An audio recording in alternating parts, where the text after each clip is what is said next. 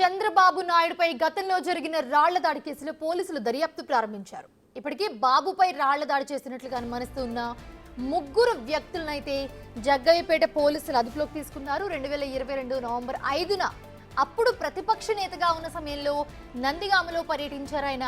అదే సమయంలో చంద్రబాబుపై రాళ్ల దాడి జరిగింది.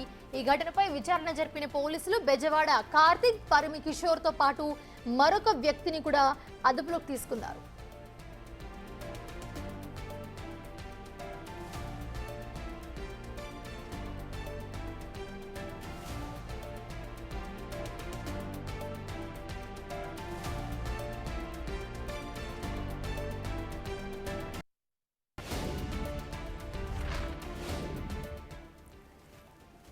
గతంలో టీడీపీ ప్రతిపక్ష పార్టీలో ఉన్నప్పుడు ఎవరైతే దురుసుగా ప్రవర్తించారో వాళ్ళందరికీ కూడా ఇప్పుడు ఖచ్చితంగా శిక్ష అనుభవించే పరిస్థితి వచ్చింది. సో చూస్తూ ఉన్నాము సోషల్ మీడియా రకంగా, కానీ ఇప్పుడు సభల్లో దురుసుగా ప్రవర్తించడం, రాళ్లు విసరడం, ఇలాంటి పనులు ఎవరెవరైతే చేశారో వాళ్ళందరికీ కూడా సో ఇప్పుడు చూస్తూ ఉన్నాము. వాళ్ళందరి మీద కేసులు నమోదవుతూ ఉన్న పరిస్థితి అయితే మనం చూస్తున్నాము. ఇక్కడైతే చంద్రబాబు నాయుడుపై గతంలో జరిగిన రాళ్ల దాడికి సంబంధించి పోలీసులు దర్యాప్తు అయితే ప్రారంభించారు. సో ఇదే అంశానికి సంబంధించి మరిన్ని అప్డేట్స్ అందించడానికి మా ప్రతినిధి శివ ఉన్నారు. శివ, ప్రస్తుతం చూస్తున్నాము గతంలో ఏదైతే జరిగిందో రాళ్ల దాడి అందరికీ తెలుసు. ఈ దాడికి సంబంధించి ఎవరైతే ఈ దాడి చేశారో వాళ్ళని ప్రస్తుతం అదుపులోకి తీసుకున్నట్లుగా తెలుస్తోంది. సో ఏంటి పోలీసులు ఏం చెప్తున్నారో, ఎలా ఉన్నాయి అప్డేట్స్?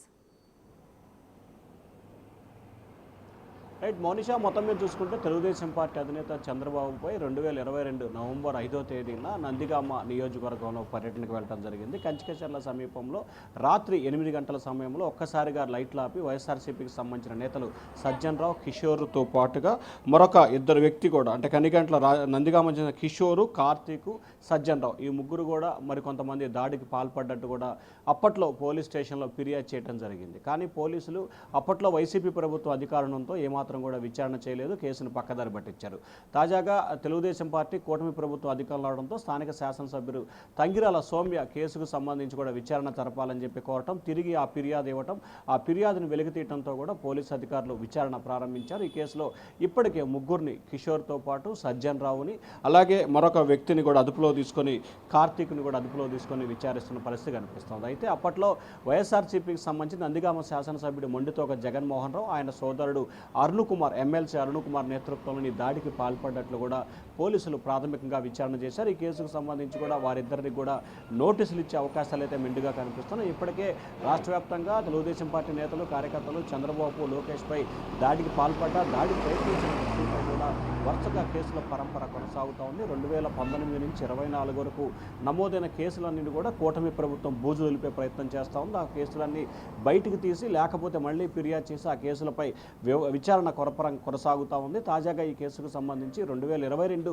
నవంబర్ 5వ తేదీన, అంటే దాదాపుగా 2 సంవత్సరాలు దాటిపోయింది ఈ కేసు జరిగి కూడా, ఇప్పటికి కూడా ఆ కేసు ఎక్కడ వేసిన గొంగలు అక్కడే ఉంటాం. తాజాగా కూటమి ప్రభుత్వం అధికారంలోకి రావడంతో ముగ్గురు నిందితులను అదుపులో తీసుకుని విచారణ చేపడుతున్నారు. ఈ కేసులో స్థానిక, అంటే వైఎస్ఆర్సీపీ నేత, మాజీ ఎమ్మెల్యే, ఆయన సోదరుడు కూడా, వారు కూడా దీంట్లో ఆరోపణలు అయితే ఎదుర్కొంటున్నారు. మరి వారికి నోటీసులు ఇస్తారా, లేకపోతే వారిని కూడా అరెస్ట్ చేసి రిమాండ్కి పంపిస్తారనే ఉత్కంఠ అయితే కొనసాగుతోంది. ప్రస్తుతం ఈ ముగ్గురిని పోలీసు అధికారులు అయితే విచారణ చేపడుతున్నారు. ఈరోజు సాయంకాలానికి అరెస్ట్ చేసి కోర్టులో హాజరుపరిచే అవకాశాలు కనిపిస్తా ఉన్నాయి. మోనిషా.